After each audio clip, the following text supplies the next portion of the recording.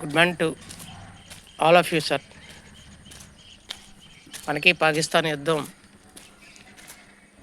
ముగిసింది, శాంతి ఒప్పందాలు జరిగినాయి, సీజ్ ఫైర్ జరిగిందని చెప్పేసి ప్రకటించిన వెంటనే కొంతమంది ఏదో రకరకాలుగా వెళ్ళి మొత్తం ఆక్రమించేయాలి, శుభ్రంగా కొట్టేయాలి, ఎంత అవకాశం వచ్చినప్పుడు మోడీ గొప్పదా, ఇందిరాగాంధీ గొప్పదా అనేటువంటి కంపారిజన్స్ తోటి మొదలెట్టారు.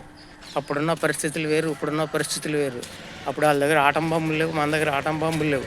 ఇప్పుడు వాళ్ళ దగ్గర అణ్వస్త్రాలు ఉన్నాయి, మన దగ్గర అణ్వస్త్రాలు ఉన్నాయి. అదేవిధంగా మన వాళ్ళు కూడా చేయకపోవడానికి కారణం ఏంటంటే సరిగా వాళ్ళ యొక్క అణ్వస్త్రాలు దాచినటువంటి ప్రదేశాన్ని మన వాళ్ళు బ్లాస్ట్ చేస్తారు. అది కూడా జరిగింది. అంతేగాని ఒక యుద్ధం చేసేయండి అంటే ఒకసారి అలాగ అన్నవాళ్ళు ఒక్కసారి మీరు మిలిటరీలో జాయిన్ అయ్యి అక్కడ ఉన్నటువంటి పరిస్థితులు ఏటో మీరు తెలుసుకోండి.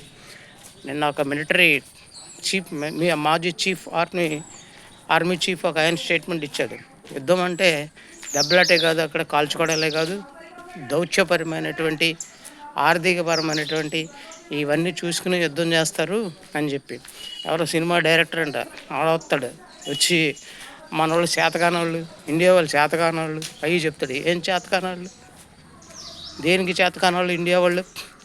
ఒకసారి నువ్వు వెళ్ళు ఆ సియాచిన్లోని అక్కడ కాశ్మీర్లో ఆ పహల్గాము వంటి ప్రదేశాల్లో ఒక్కరోజు కాపలాగారు. నువ్వు ఒక్కరోజు కాపలాగాయి.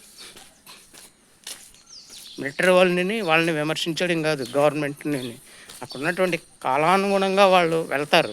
నువ్వు ఇక్కడ ఉండి ఫైట్ చెయ్యి వీళ్ళకి పోలికి వద్దు.